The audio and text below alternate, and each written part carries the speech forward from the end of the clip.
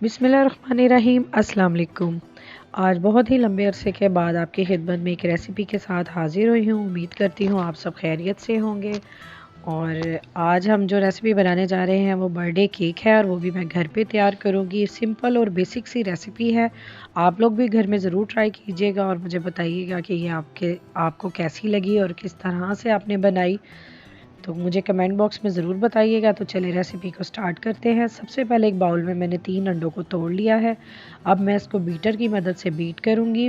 वैसे आपके पास बीटर नहीं भी हो तो मैंने अपनी पिछली रेसिपीज़ में पिछली वीडियोज़ में बताया है कि आप फोक और ब्लेंडर की मदद से, जूसर ब्लेंडर तो हर किसी के घर में होता है, तो आप उसकी मदद से भी केक तैयार कर सकते हैं। अगर वो भी नहीं हो तो एक चम्मच की मदद से भी आप केक को बना सकते हैं। इन सब चीज़ों को बीट कर सकते हैं।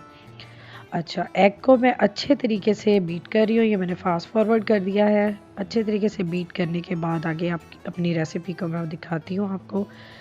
1 कप पिसी हुई चीनी हमने इसके अंदर डाल देनी है और याद रहे मेजरमेंट्स का जो भी आप कप यूज़ करें वो एक ही होना चाहिए, क्योंकि बेकिंग में कोई भी चीज़ कम या ज़्यादा नहीं होती है।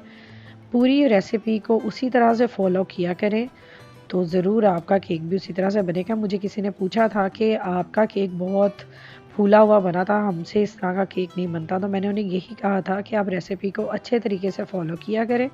जिस तरह से बताया गया सेम उसी तरह से अगर आप भी बनाएंगे तो आपका केक भी उसी तरह से बनेगा। अब चीनी को अच्छी तरह से अंडों के अंदर मिक्स करने के बाद हम इसके अंदर 1 कप ऑयल शामिल करेंगे।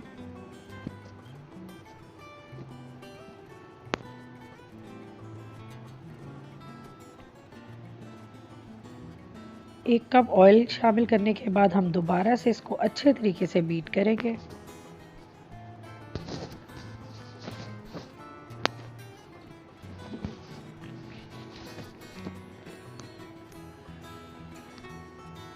उस बैटर को अच्छे तरह से बीट करने के बाद मैंने साइड पे रख दिया है और इसी कप से 2 कप मैंने मैदे के छान लिए हैं और ये 1 टेबल स्पून बेकिंग सोडा का इसमें मैंने डाल लिया है। Baking powder, sorry, baking soda नहीं, बेकिंग पाउडर को डाल के अच्छी तरह से हाथ की मदद से आपने मैदे में मिक्स कर लेना है।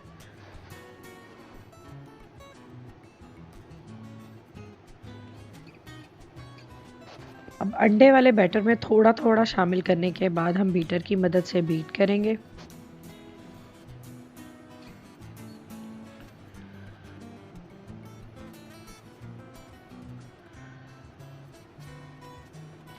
एहतियात से कीजिएगा, अगर आप बीटर से कर रहे हैं तो बहुत ज़्यादा मैदा जो है वो हवा में उड़ने लगेगा।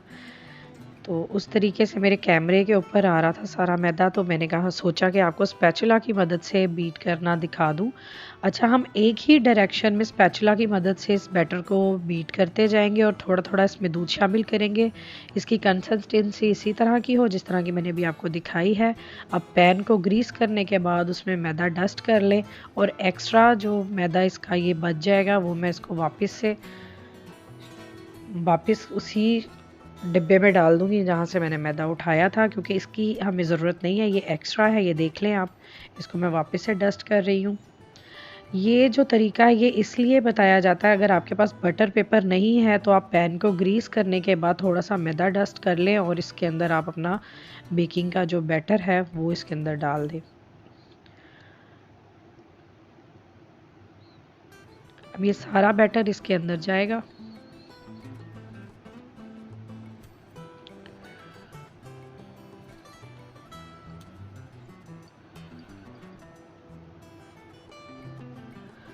सारा बैटर इसके अंदर शामिल करने के बाद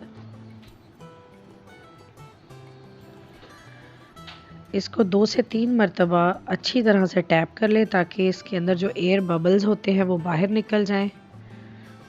अब मैंने ये पतीला प्री हीट होने के लिए रख दिया था, इसमें स्टैंड भी मौजूद है। बिल्कुल लो फ्लेम के ऊपर मैंने इसको प्री हीट किया है और अब इसके अंदर मैं तकरीबन 1 से 1.5 घंटा टाइम लगा रखूँगी कि ये बेक हो जाए और आंच को लो टू मीडियम फ्लेम पे आपने पकने देना है। उतनी देर में हम अपनी क्रीम को सेट कर लेंगे। ये मैंने व्हिपिंग क्रीम मंगवाई है मिल्क पैक की, आप किसी भी ब्रांड की यूज़ कर सकते हैं।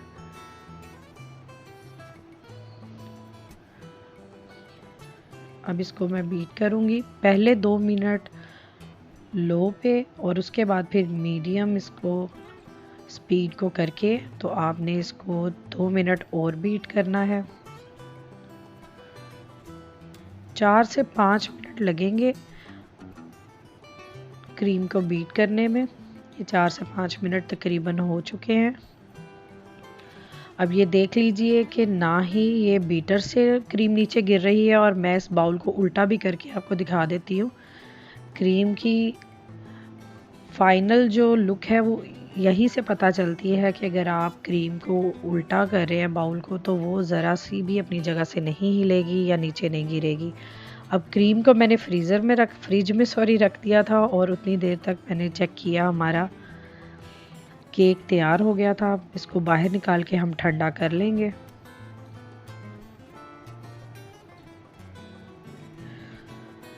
केक को ठंडा करने के बाद आप किनारों को छुरी की मदद से अलग कर लें। बहुत ज़्यादा ठंडा नहीं हुआ था, बस 5 मिनट मैंने इसको बाहर रखा था, क्योंकि मुझे वीडियो बनानी थी, तो इसलिए। आप लोग घर में मौजूद हो तो 10-15 मिनट मज़ीद दे सकते हैं।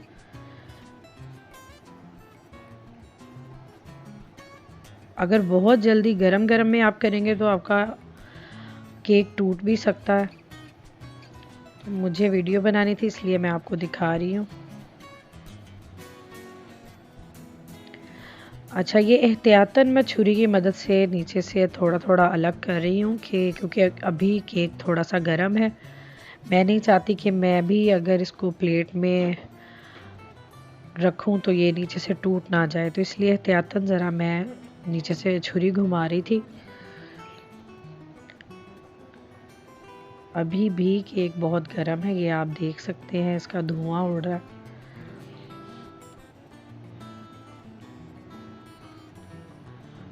केक को मज़ीद हम 5 से 10 मिनट ठंडा होने के लिए साइड पे रख देते हैं। अब फ्रिज से मैं दोबारा से क्रीम निकाल के लाती हूँ। उसे केक को ठंडा होने से पहले मैं इसका एक तरीका आपको बता दूं। अगर आपको ज़्यादा जल्दी हो तो इसको दरमियान में से कट करके 2 हिस्सों में करके अलग अलग रख लें। इस तरह जल्दी केक ठंडा हो जाएगा, बनिस्बत कि अगर पूरे केक को आप रखेंगे तो थोड़ा टाइम लेगा।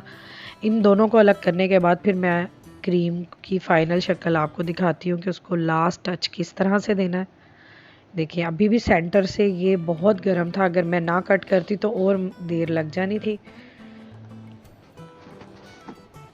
चलिए, अब केक को साइड पे करके मैंने क्रीम फ्रिज से निकाल ली थी। आप चाहें तो 2 से 3 चम्मच पिसी हुई चीनी के भी शामिल कर सकते हैं क्रीम को अच्छा फ्लेवर देने के लिए, बट मैंने थोड़ा सा चॉकलेट सिरप डाल दिया था ताकि बहुत ज़्यादा मीठी भी नहीं होगी और एक अच्छा सा फ्लेवर इसके अंदर आ जाएगा कॉफ़ी और कैरेमल और चॉकलेट का।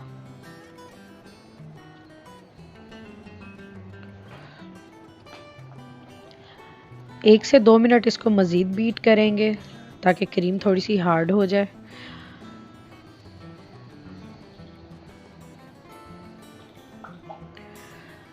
केक हमारा ठंडा हो चुका है। अब इसके अंदर पानी, चीनी और थोड़ा सा दूध शामिल करके एक सिरप सा तैयार कर लिया है। इसको पूरा मैं इसके ऊपर स्प्रेड कर दूंगी अच्छे तरीके से, ताकि केक अच्छे तरीके से मीठा भी हो जाए, ठंडा भी हो जाए और इस सिरप को अपने अंदर सोक कर ले।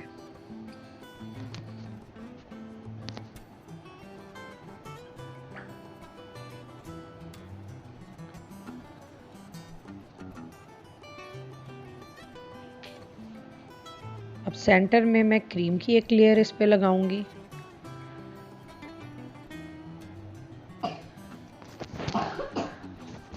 कोई बहुत ज़रूरी नहीं है कि आप लोग बिल्कुल परफेक्ट केक बनाएं। शुरू में आप लोगों से भी इसी तरह से केक बनेगा। कहते हैं ना, प्रैक्टिस मेक्स परफेक्ट मैन। तो प्रैक्टिस करते रहेंगे तो आपसे भी परफेक्ट केक किसी ना किसी दिन तो बन ही जाएगा। मेरे जैसी बहुत सी हाउस वाइफ्स होती हैं जिनके पास टाइम नहीं होता कि वो प्रॉपर जाके क्लासेस लें, तो बस घर में आप लोग ट्राई करते रहें तो एक दिन आप लोग भी परफेक्ट हो ही जाएंगे मेरी तरह।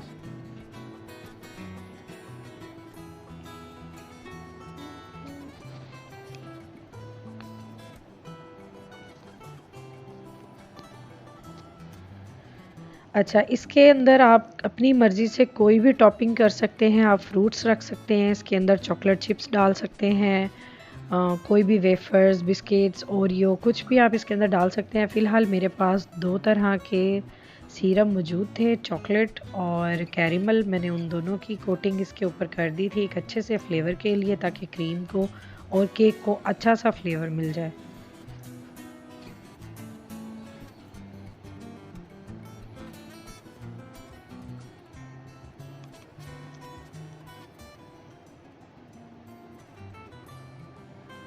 कुछ भी आपके पास हो, आप उससे भी अपनी मर्ज़ी से कोई भी आइडिया इस पे लगा सकते हैं। केक पे कोई भी डेकोरेट किसी भी तरह से आप कर सकते हैं, वो आपकी अपनी मर्ज़ी। अच्छा, केक को एक बेसिक टिप आपको दे दूं कि केक को बनाते वक्त उल्टा करके इस तरह से रखते हैं, कभी भी केक को जिस डायरेक्शन में वो बेक हुआ होता है उस तरह से नहीं करते। अब इसके ऊपर बाकी बचा हुआ हम ये जो दूध और पानी का सिरप था वो इसके ऊपर स्प्रेड कर देंगे अच्छे तरीके से।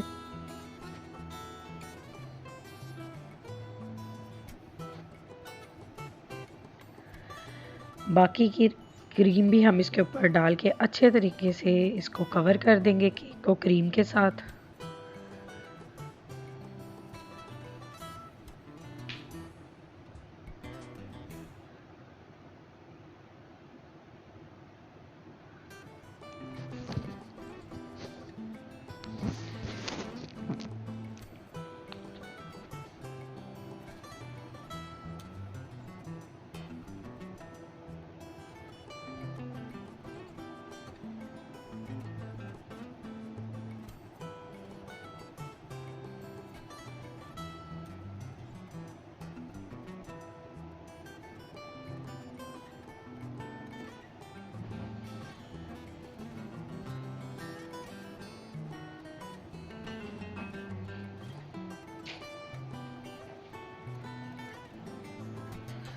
केक पर क्रीम हमने अच्छे तरीके से लगा दी है।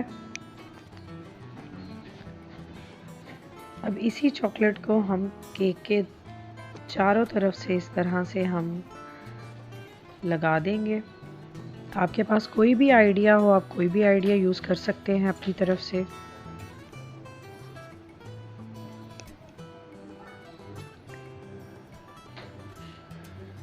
ये देखिए, आप चारों तरफ से देख लें किस तरह से लग गया है। अब मैं इसके सेंटर में एक छोटा सा ये बना रही हूँ फ्लावर, ताकि मुझे इसकी साइडों का पता चल जाए कि किस तरह से इसका सेंटर किस तरह से रखना है। अब ये मेरे पास बिस्किट्स थे, कुछ चॉकलेट बिस्किट थे, मैंने उनको इस तरह से काट के इस तरह से लगा दिया। आप ओरियो भी लगा सकते हैं, फ्रूट्स भी लगा सकते हैं, जैसा कि मैंने आपको कहा बंटीज भी लगा सकते हैं। अगर आपको कुछ और तरीका आता है, कोई और आपके पास आइडियाज़ हैं, तो आप अपनी मर्ज़ी से किसी भी तरह का आइडिया इसके ऊपर लगा सकते हैं, बना सकते हैं। अच्छा, ये कुछ चेरीज मैंने इसके ऊपर लगा दी और एंड पे चॉकलेट और कैरेमल का सीरम भी ऊपर इसके फाइनल डेकोरेशन के लिए लगा दिया था। और ये मेरा केक तैयार है। आई होप आपको पसंद आया होगा, आप लोग भी ज़रूर ट्राई कीजिएगा। देखिए, सिंपल सी बेसिक सी रेसिपी है, बाकी आइडिया आप अपनी तरफ से जिस तरह से मर्ज़ी लगाइएगा। और मुझे दुआओं में ज़रूर याद रखिएगा, मेरी रेसिपीज़ को ज़रूर फॉलो कीजिएगा। शुक्रिया।